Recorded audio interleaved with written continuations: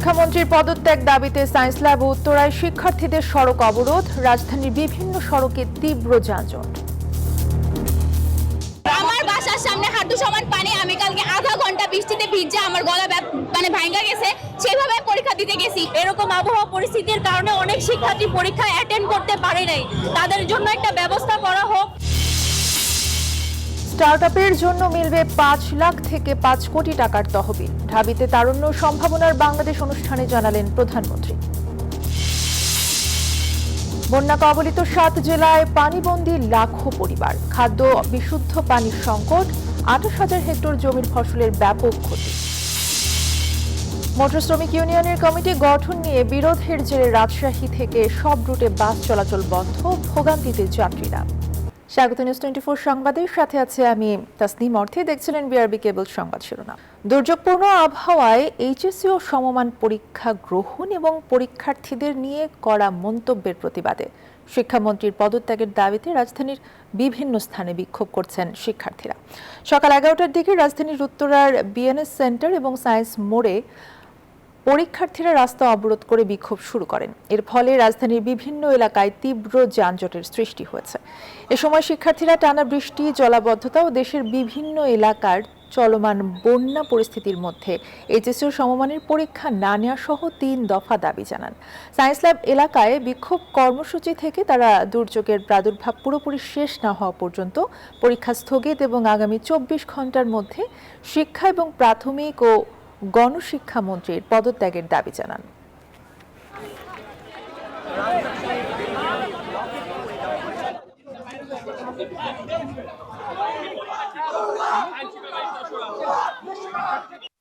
আমার বাসার সামনে হাঁটু সমান পানি, আমি কালকে আধা ঘন্টা বৃষ্টিতে ভিজে আমার গলা ভাঙা গেছে, সেভাবে পরীক্ষা দিতে গেছি। কুমিল্লা, তারপর অন্যান্য যে বরিশাল কোট, নারায়ণগঞ্জ, যে গ্রাম কবলিত স্থানগুলো, এখানে হাঁটু সমান বুক সমান পানি এবং আমার অনেক ফ্রেন্ডরা পরীক্ষা দিতে পারে নাই। সেটার কি হবে? তাদের লাইফ কি শেষ?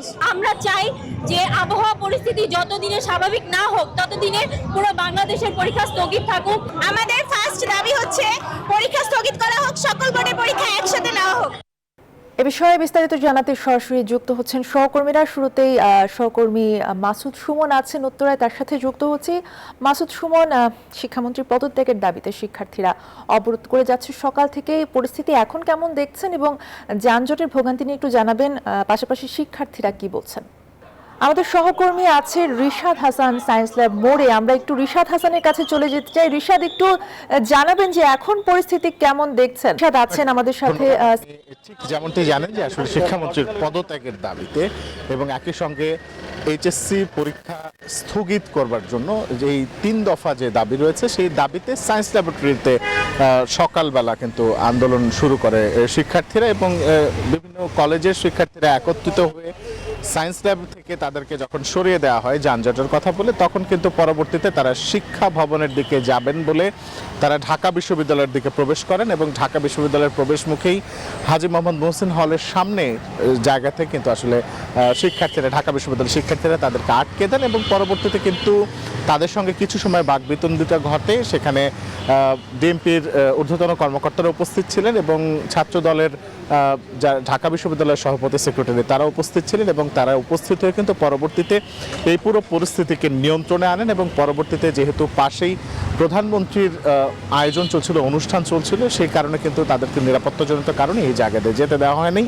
এবং একই সঙ্গে বিশ্ববিদ্যালয় এলাকার পরিবেশ, সেবল শিক্ষা পরিবেশ বজায় রাখবার জন্য কিন্তু আসলে সেই বিষয়টি নজরে রেখে কিন্তু আসলে তাদেরকে সেখান থেকে সরিয়ে দেওয়া হয়েছে এবং পরবর্তীতে শিক্ষার্থীরা তাদের যে দাবি, সেই 3টি দাবি তারা জানিয়ে তারা কিন্তু পরবর্তীতে এই ঢাকা বিশ্ববিদ্যালয় এলাকা ছেড়ে দেন এবং পরবর্তীতে আজকের মতো তাদের যে আন্দোলন কার্যক্রম সেটি কিন্তু তারা বন্ধ ঘোষণা করেন এবং একই সঙ্গে কথা হয়েছিল ডিএমপির যুগ্ম কমিশনার ক্রাইম প্রিভেনশনের এবং তিনি জানিয়েছেন যে আসলে শিক্ষার্থীরা তাদের যে দাবি, সেই দাবি আবেগের বশবর্তী হয়ে তারা ঢাকা বিশ্ববিদ্যালয়ে ঢুকে পড়েন হয়তো তাদের চেষ্টা ছিল টিএসসির দিকে যাবার অথবা শিক্ষা ভবনের দিকে যাবার বা সচিবালয়ের দিকে যাবার, কিন্তু পরবর্তীতে কিন্তু আসলে পুলিশ তাদেরকে বোঝাতে সক্ষম হয় এবং পরবর্তীতে তাদেরকে সেখান থেকে সরিয়ে দেওয়া হয় এবং পরবর্তীতে তারা কিন্তু ঢাকা বিশ্ববিদ্যালয় এলাকা ছেড়ে দিয়ে এবং তাদের মতো আন্দোলন আজকের মতো বন্ধ করে দেন।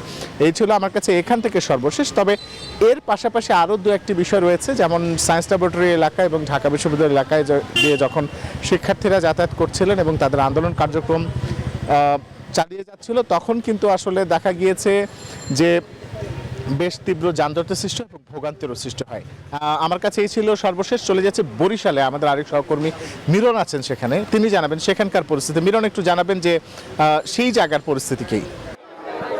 রিশাদ, আপনি যেমনটা জানাচ্ছিলেন, ঢাকায় অর্থাৎ উচ্চ মাধ্যমিক পরীক্ষার্থীরা যে ঢাকায় অবরোধ করছে এবং ঢাকায় শিক্ষামন্ত্রী পদত্যাগের দাবিতে তারা যে অবস্থান কর্মসূচি পালন করছে, একই অবস্থা কিন্তু সারা দেশের সঙ্গে বরিশালেও কিন্তু আমরা দেখছি যে বরিশাল মাধ্যমিক উচ্চ মাধ্যমিক শিক্ষা বোর্ডের সামনে কিন্তু পরীক্ষার্থীরা অবস্থান কর্মসূচি পালন করছে। একই সঙ্গে তারা কিন্তু ঢাকা বরিশাল মহাসড়ক অবরোধ করে তারা 6 দফা প্রথম দাবি তুলেছিল যে শিক্ষামন্ত্রীর, এখন সেটা 1 দফা এসেছে, শিক্ষামন্ত্রীর পদত্যাগ। তিনি কেন এই বন্যা পরিস্থিতির মধ্যে অর্থাৎ শিক্ষার্থীরা সাঁতার কেটে একরকম পরীক্ষার হলে ঢুকেছে এবং একই সঙ্গে শিক্ষামন্ত্রী বা পরীক্ষার্থীদের ব্রয়লার মুরগি বলেছে, এর জন্য সারা দেশের সঙ্গে পোলট্রি মুরগির সঙ্গে তুলনা করেছেন পরীক্ষার্থীদের।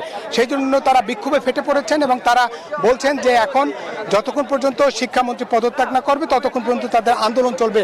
আমরা এই মুহূর্তে আছি বরিশাল মাধ্যমিক উচ্চ মাধ্যমিক শিক্ষা বোর্ডের সামনে। সেখানে কিন্তু বরিশাল বিভিন্ন কলেজের যে শিক্ষার্থীরা যারা উচ্চ মাধ্যমিক পরীক্ষায় অংশগ্রহণ করেছে, কালকে তারা পরীক্ষায় অংশগ্রহণ করেছে এবং তারা বলেছে যে উচ্চ মাধ্যমিক পরীক্ষায় যে পদার্থবিজ্ঞান পরীক্ষার যে প্রশ্নপত্র এসেছে সেই প্রশ্নপত্র কোনোভাবেই এই শিক্ষা কারিকুলামের সঙ্গে সম্পৃক্ত নয় বলে তারা অভিযোগ করেছেন। যে প্রশ্ন করেছে এটা ভর্তি পরীক্ষার প্রশ্নের চেয়েও খারাপ মানের প্রশ্ন করেছে। তারা বলছেন যে দ্রুত যারা এই বন্যা কবলিত এলাকার সঙ্গে সঙ্গে সারা দিন যাতে এই পরীক্ষা পদ্ধতি পরবর্তীতে যাতে পরীক্ষা আবার যারা দিতে পারে তাদের যেন পরীক্ষা নেওয়ার ব্যবস্থা করে এবং যারা যে পরীক্ষাগুলো হয়েছে সেগুলো গ্রেস দিয়ে যাদেরকে পাস করার ব্যবস্থা করে, এমন দাবি তুলেছেন। সবচেয়ে বড় দাবি করেছেন যে শিক্ষামন্ত্রীর পদত্যাগ তারা দাবি করছেন। এখনও তারা বিক্ষোভ মিছিল করছেন। দুই দিকে অসংখ্য গাড়ি কিন্তু ঢাকা বরিশাল মহাসড়কে আটকা পড়েছে এবং দুর্ভোগে পড়েছে জনসাধারণ। এই ছিল বরিশাল থেকে আমার কাছে শিক্ষার্থীদের যে বিক্ষোভ কর্মসূচির সবশেষ তথ্য। ফিরছি স্টুডিওতে। অর্থী, ধন্যবাদ আপনাদের দুজনকে। শিক্ষামন্ত্রীর পদত্যাগ দাবিতে শিক্ষার্থীদের বিক্ষোভ নিয়ে জানাচ্ছিলেন আমাদের সহকর্মীরা। দেশের সম্ভাবনাময় উদ্যোক্তাদের 5 লাখ থেকে 5 কোটি টাকা পর্যন্ত আর্থিক সহায়তা দেবে সরকার। আইসিটি বিভাগের 500 কোটি টাকার স্টার্টআপ তহবিল থেকে দেয়া হবে এই অর্থ। সকালে ঢাকা বিশ্ববিদ্যালয়ে আয়োজিত এক অনুষ্ঠানে এই ঘোষণা দেন প্রধানমন্ত্রী তারেক রহমান। জানান, জামানতবিহীন এই অর্থায়নের জন্য কাজ করবে একটি সম্পূর্ণ নিরপেক্ষ কমিটি। তারুণ্য, স্টার্টআপ ও সম্ভাবনা বাংলাদেশ, এই শিরোনামে ঢাকা বিশ্ববিদ্যালয়ের নবাব আলী চৌধুরী সিনেট ভবনে আয়োজন করা হয় বিশেষ এই অনুষ্ঠান। ঢাকা বিশ্ববিদ্যালয়ের সহযোগিতায় তথ্য ও যোগাযোগ প্রযুক্তি বিভাগ আয়োজিত এই অনুষ্ঠানে প্রধান অতিথি ছিলেন প্রধানমন্ত্রী তারেক রহমান। ভূমিকা পালন করছে। অনুষ্ঠানে প্রধানমন্ত্রী জাতীয় স্টার্টআপ ও উদ্যোক্তা প্ল্যাটফর্মের আনুষ্ঠানিক উদ্বোধন করেন। ঘোষণা দেন তরুণ উদ্যোক্তাদের তহবিল সরবরাহের। এন্টারপ্রেনার যদি কোনো নতুন আইডিয়া নিয়ে আসে এবং আমরা যদি দেখি অ্যানালাইসিস করি যে ওই আইডিয়াগুলো will give us a good benefit, definitely আমরা ওগুলোকে ফান্ড করবো ইনশাল্লাহ। আমরা 5 লাখ টাকা থেকে 5 কোটি টাকা পর্যন্ত একজন স্টার্টআপ যে উদ্যোক্তা তাকে আমরা সহায়তার চেষ্টা করব। উদ্বোধনী অনুষ্ঠানে ঢাকা বিশ্ববিদ্যালয়ের শিক্ষার্থীদের বিভিন্ন প্রশ্নের সরাসরি জবাব দেন প্রধানমন্ত্রী। জানান, সরকারি অর্থে শতভাগ জবাবদিহিতা নিশ্চিত করেই এই তহবিল পরিচালিত হবে। আমার সরকারের অবস্থান থেকে আমি বলতে পারি আমরা আছি আপনাদের সাথে, আপনাদেরকে হেল্প করার জন্য, আপনাদেরকে পথ দেখানোর জন্য, আপনাদের পাশে দাঁড়ানোর জন্য আমরা আছি। কতটুকু পারবো আমি জানি না, বাট আমরা আছি। নতুন উদ্বোধন হওয়া জাতীয় স্টার্টআপ প্ল্যাটফর্মটি উদ্যোক্তাদের জন্য একটি কেন্দ্রীয় ডিজিটাল লঞ্চপ্যাড হিসেবে কাজ করবে। এখন থেকে সরকারি সহায়তা, আবেদন প্রক্রিয়া, প্রশিক্ষণ, মেন্টরিং ও বিনিয়োগের সব সুবিধা এক ছাতার নিচে পাবেন তরুণরা। আপনার এই প্রশ্নের উত্তরটা আল মোহাইমিনুল খান, নিউজ 24, ঢাকা। চট্টগ্রামের সাতকানিয়া ও বাঁশখালীতে বন্যা পরিস্থিতির কিছুটা উন্নতি হয়েছে। পানি নামার সঙ্গে সঙ্গে গ্রামীণ সড়ক এবং বিভিন্ন এলাকায় স্পষ্ট হচ্ছে ক্ষতচিহ্ন। তবে সাতকানিয়া নিম্নাঞ্চল এখনও প্লাবিত, একই চিত্র কক্সবাজারেরও। চকরিয়া, পেকুয়া সহ বিভিন্ন উপজেলায় কমছে বানের পানি, তবে পানিবন্দী লাখো মানুষের দুর্ভোগ চরমে। বন্যা দুর্গত এলাকায় দেখা দিয়েছে খাদ্য ও বিশুদ্ধ পানির সংকট। সংশ্লিষ্টরা জানান, সরকারের পক্ষ থেকে বানভাসীদের চাল ও শুকনো খাবার দেয়া হচ্ছে। উদ্ধার ও ত্রাণ বিতরণ কার্যক্রমে বাংলাদেশ সেনাবাহিনী সার্বিক সহযোগিতা করছে।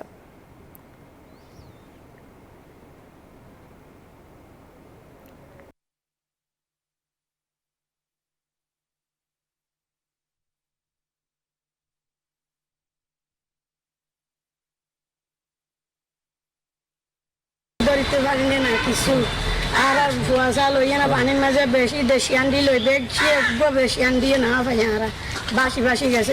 ঘরের ভিতরে ছোট ছোট জিনিসগুলো চলে গেছে, পাশে চলে গেছে, আসবাবপত্র নষ্ট হয়ে গেছে।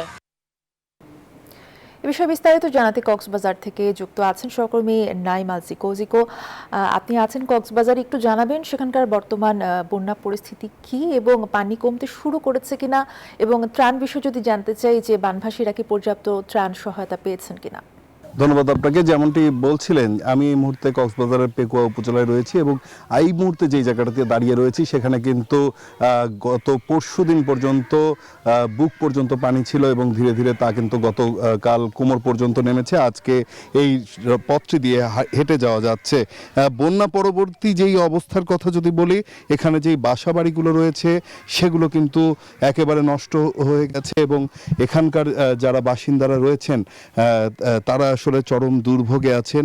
আমি একটু যদি দেখাতে চাই, এখানের ঘরের যেই আসবাবপত্রগুলো রয়েছে, ঘরের যেই জিনিসগুলো রয়েছে, কাঠের জিনিস, সেগুলো কিন্তু ব্যাপক ক্ষয়ক্ষতি হয়েছে। ঘরের যেই বিছানা ছিল, তোষক ছিল, সব কিন্তু এই বন্যার পানিতে আসলে ডুবে গেছে এবং এখানে যদি দেখাই যে এই ঘর যেই দুটি রয়েছে এখানে, সেই ঘর দুটি কিন্তু এরই মধ্যে মেঝে পুরো কর্দমাক্ত হয়ে রয়েছে।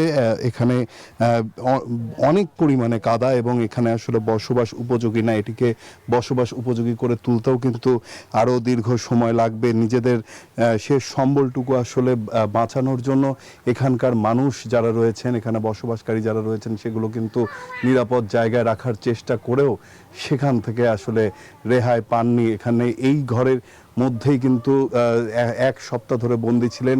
এই উপরের যেই অংশটি দেখছেন, এই ঠিক উপরের অংশেই কিন্তু এখানে হলো পরিবারগুলো আশ্রয় নিয়ে এই কয়েকদিন দিন যাপন করেছে এবং অসহনীয় কষ্ট আসলে তারা পোহিয়েছে।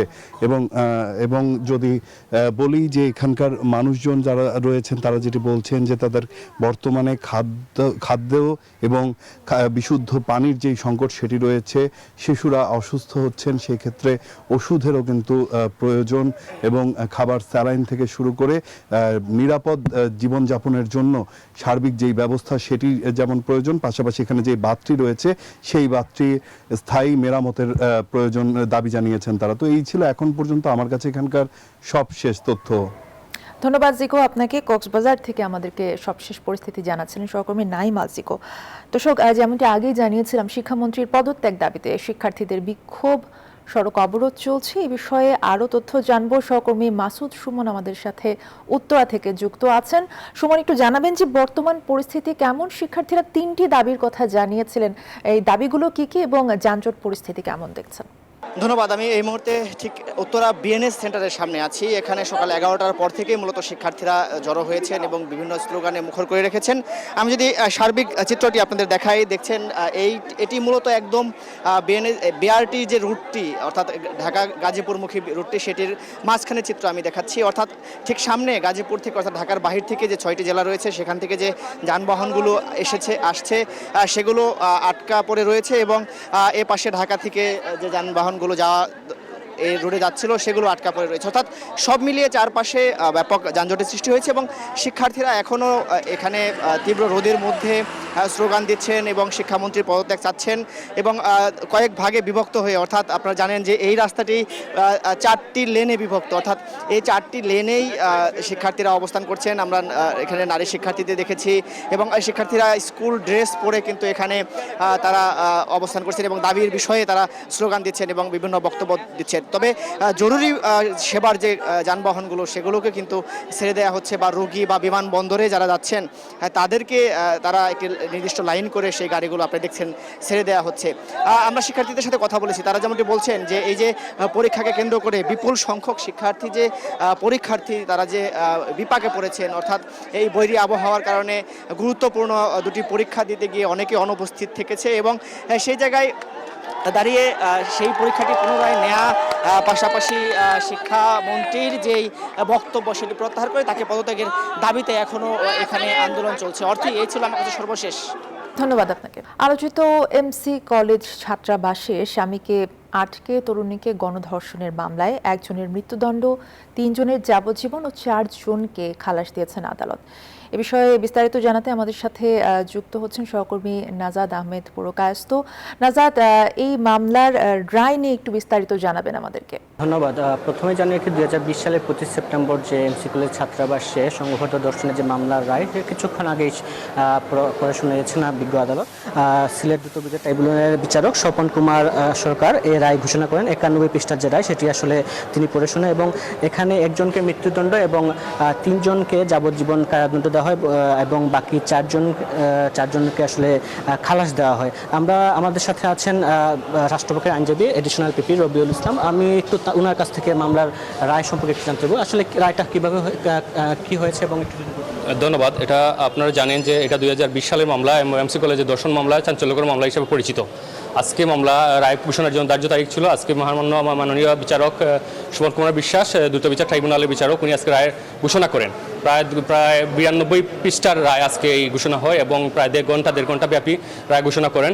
আজকে এই মামলাতে মোট আসামি ছিল এজাহারে 6 জন, পরবর্তীতে চার্জশিটে আরও 2 জন অ্যাড হয়, মোট আসামি 8 জনের বেশি চার্জ গঠন করা হয়, বিচার প্রক্রিয়া চলে। পরবর্তীতে আজকে মামলার জাজমেন্টে আসামি সাইফুর রহমানকে দোষী সাব্যস্ত করে মাননীয় আদালত মৃত্যুদণ্ড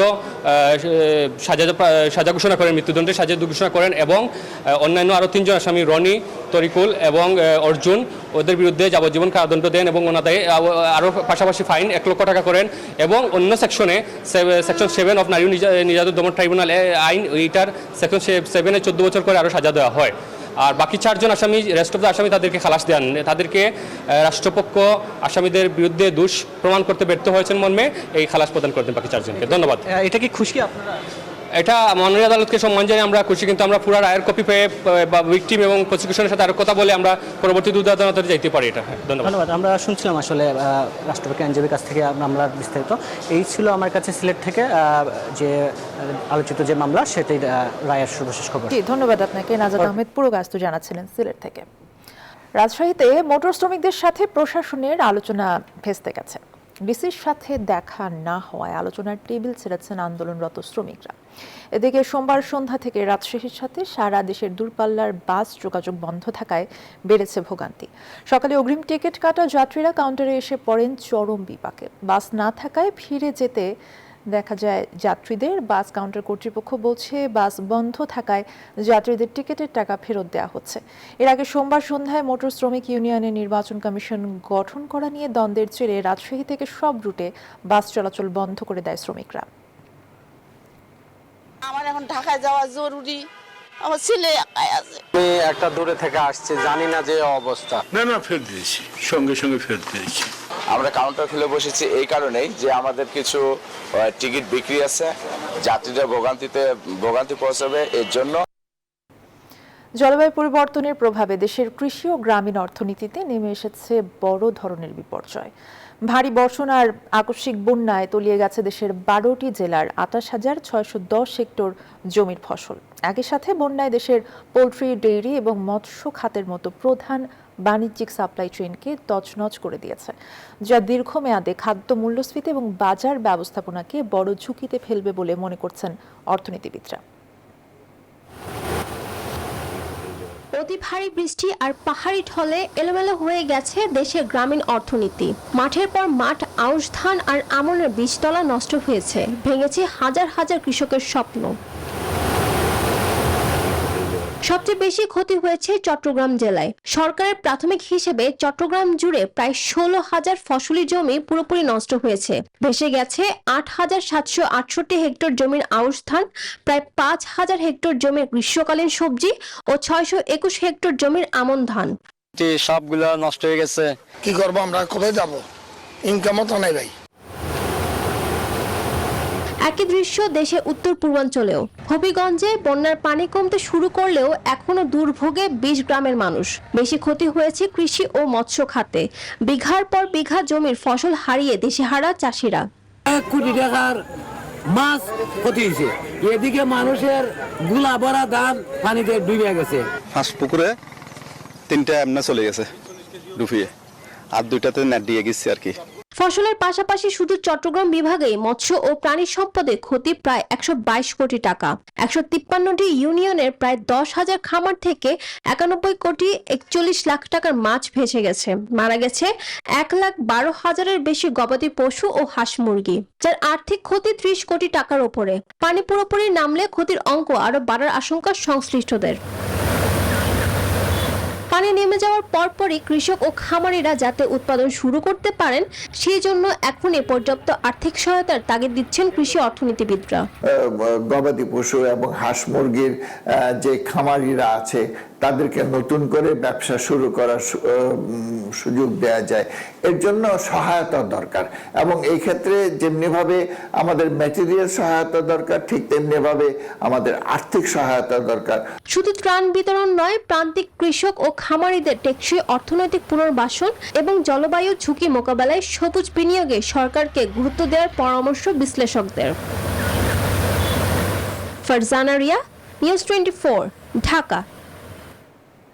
বন্যায় 59 উপজেলার 6 লাখেরও বেশি পরিবার ক্ষতিগ্রস্ত হয়েছে। পরবর্তী পুনর্বাসনে গুরুত্ব দিচ্ছে সরকার, এমনটা জানিয়েছেন দুর্যোগ ব্যবস্থাপনা ও ত্রাণ মন্ত্রী আসাদুল হাবিব দুলু। এ সময় স্বাস্থ্যমন্ত্রী জানান, প্রথম দিন থেকেই মাঠ পর্যায়ে সব কর্মকর্তার ছুটি বাতিল করা হয়েছে। আর পানি সম্পদ প্রতিমন্ত্রী বলেন, বন্যায় ক্ষতি হওয়া বাঁধ পুনর্নির্মাণের কাজ শুরু হয়েছে। দুপুরে সচিবালয়ে এসব কথা জানান তারা। আমরা অ্যান্টি স্নেক ভেনম আমরা মাঠ পর্যায়ে 21,000 অ্যান্টি স্নেক ভেনম আমরা দিয়ে রেখেছি। আল্লাহর রহমতে সাপে কাটলেও আমাদের কোনো রোগী চিকিৎসা ছাড়া মারা যাবে না যদি যথাসময়ে আনা যায়, এবং যথাসময়ে হাসপাতালে আনার জন্য আমরা আমাদের মাঠ কর্মীদের প্রস্তুত রেখেছি। 59টি উপজেলার 368টি ইউনিয়ন, 12টি পৌরসভা ক্ষতিগ্রস্ত পরিবার আমরা অ্যাসেসমেন্ট করে যতটুকু পেয়েছি সেটি হচ্ছে 6,09,411টি। কুশিয়ারা নদীর পানির চাপে সুনামগঞ্জের জগন্নাথপুর উপজেলার গ্রামীণ পাকা সড়ক ভেঙে যোগাযোগ বিচ্ছিন্ন হয়ে পড়েছে। এতে চরম ভোগান্তিতে পড়েছেন প্রায় 10 গ্রামের কয়েক হাজার মানুষ। দ্রুত সড়ক মেরামতের দাবি ভুক্তভোগীদের। বুরহানুদ্দিনের পাঠানো তথ্যচিত্রে ডেস্ক রিপোর্ট। টানা বৃষ্টিতে কুশিয়ারা নদীর পানি বৃদ্ধি পাওয়ায় ভেঙে গেছে জগন্নাথপুর উপজেলার রানীগঞ্জ ইউনিয়নের রানীগঞ্জ দক্ষিণপাড় রৌয়াল সড়কটি। যোগাযোগ বিচ্ছিন্ন হয়ে পড়ে 10টি গ্রামের কয়েক হাজার মানুষ। স্থানীয়দের অভিযোগ, সব ধরনের মালামাল আনা নেয়া সহ চলাচলের একমাত্র মাধ্যম এই সড়ক। ভেঙে যাওয়ায় স্কুল কলেজের শিক্ষার্থী সহ দুর্ভোগে পড়েছেন তারা। একরকম অবরুদ্ধ হয়ে পড়েছেন। আমাদের বাচ্চা কাচ্চা জনসাধারণ যোগাযোগ ব্যবস্থা একবারে বিচ্ছিন্ন। অর্ধবার্ষিক পরীক্ষা রয়েছে হাই স্কুলের স্টুডেন্টদের, তারা বর্তমানে যাতায়াতের কোনো ব্যবস্থা নাই। আমরা খুব দুর্গতির মাঝে আছি। আমরা অনেক ক্ষতিগ্রস্ত এলাকায়। এলজিইডি বলছে, পানির স্রোত বহমান থাকায় এখনই মেরামত করা সম্ভব নয়। স্রোত কমলে প্রয়োজনীয় ব্যবস্থা নেয়ার আশ্বাস এই কর্মকর্তার। এখনো পানির স্রোত আছে, তো পানি কমলে বা স্রোত কমলে আমরা প্রয়োজনীয় ব্যবস্থা গ্রহণ করব। জনগণের দুর্ভোগ কমাতে দ্রুত বিকল্প চলাচলের ব্যবস্থা এবং স্থায়ীভাবে সড়কটি মেরামতে প্রয়োজনীয় পদক্ষেপ নেয়ার দাবি স্থানীয়দের। Desk report, news 24। এবারে আন্তর্জাতিক প্রসঙ্গ। যুক্তরাষ্ট্রের মেইন অঙ্গরাজ্যে ফেডারেল এজেন্টদের গুলিতে আবারও নিহত এক অভিবাসী। সামাজিক যোগাযোগ মাধ্যমে ছড়িয়ে পড়া ভিডিওতে দেখা যায় গুলিবিদ্ধ ব্যক্তির নিথর দেহ গাড়ি থেকে টেনে হিঁচড়ে বের করছেন ফেডারেল এজেন্টরা। মাত্র 7 মাসে আইন প্রয়োগকারী সংস্থা আইসির সদস্যদের হাতে এ নিয়ে 4 অভিবাসীর প্রাণহানির অভিযোগ উঠেছে। এ ঘটনায় অঙ্গরাজ্য জুড়ে ছড়িয়ে পড়েছে বিক্ষোভ। গুলিবিদ্ধ নিথর দেহ গাড়ি থেকে টেনে হিচড়ে বের করার এই দৃশ্য মানবতার বুলি আওড়ানো যুক্তরাষ্ট্রের। অবৈধ অভিবাসীদের ধরপাকড়ের নামে সাধারণ মানুষের ওপর এভাবেই চড়াও হচ্ছেন ফেডারেল কর্মীরা। সোমবার মেইন অঙ্গরাজ্যে ইমিগ্রেশন অ্যান্ড কাস্টমস এনফোর্সমেন্ট এজেন্টদের গুলিতে নিহত হন জোয়ান সেবাস্তিয়ান গুয়েরেরো নামে 26 বছর বয়সী এক কলম্বিয়ান নাগরিক। পরিবারের দাবি তিনি যুক্তরাষ্ট্রের বৈধ অভিবাসী, সেই সঙ্গে ছিল গাড়ি চালানোর লাইসেন্স। ঘটনার পরপরই তোপের মুখে ইমিগ্রেশন বিভাগ স্বীকার করে অভিযানের মূল লক্ষ্যবস্তু ছিলেন না গুয়েরেরো। এ ঘটনায় জনমনে দেখা দিয়েছে তীব্র ক্ষোভ। এরই মধ্যে তদন্ত শুরু করেছে মার্কিন কেন্দ্রীয় গোয়েন্দা সংস্থা FBI। তবে ফেডারেল এজেন্টদের বিতর্কিত কর্মকাণ্ডে আন্দোলনে নেমেছে বর্ণবাদ বিরোধী এবং অভিবাসী অধিকার রক্ষা কর্মীরা। গত সপ্তাহে হিউস্টনে এটি ঘটেছে। আবারও আজকের ঘটনায় আমরা আতঙ্কিত। ICE এর উপস্থিতিতে আমরা নিরাপদ নই। মাত্র 6 দিন আগে হিউস্টনে ট্রাফিক তল্লাশির সময় ICE-র এক এজেন্টের গুলিতে নিহত হন আরেক অভিবাসী। তথ্য বলছে এ বছরই ফেডারেল কর্মীদের গুলিতে প্রাণ গেছে 4 অভিবাসীর। আফরিন মৌ, নিউজ 24। টানা তৃতীয় রাতের মতো ইরানে হামলা চালিয়েছে মার্কিন বাহিনী। দেশটির কিম, জ্যাম এবং কেশম দ্বীপ সহ বুহেশ্বর এবং বন্দর আব্বাসে ব্যাপক বিস্ফোরণের খবর পাওয়া গেছে। সোমবার নিজেদের হামলার নতুন ফুটেজ প্রকাশ করেছে মার্কিন সেন্ট্রাল কমান্ড। এরই মধ্যে মার্কিন প্রেসিডেন্ট ডোনাল্ড ট্রাম্প দাবি করেছেন হরমুজ প্রণালী পাহারায় এখন থেকে 20% ফি নেবে যুক্তরাষ্ট্র। এদিকে কুয়েতে মার্কিন সামরিক ঘাঁটি ও জাহাজে হামলা চালিয়েছে ইরান। পাশাপাশি হরমুজ প্রণালীতে যুক্তরাষ্ট্রের যে কোনো হস্তক্ষেপের কড়া হুঁশিয়ারিও দিয়েছে তারা। সংযুক্ত আরব আমিরাত জানিয়েছে তাদের 2টি ট্যাঙ্কারে ইরানের ক্রুজ ক্ষেপণাস্ত্র হামলায় এক নাবিক নিহত এবং বেশ কয়েকজন আহত হয়েছেন। এই ছিল নিউজ 24 সংবাদে। ধন্যবাদ সবাইকে।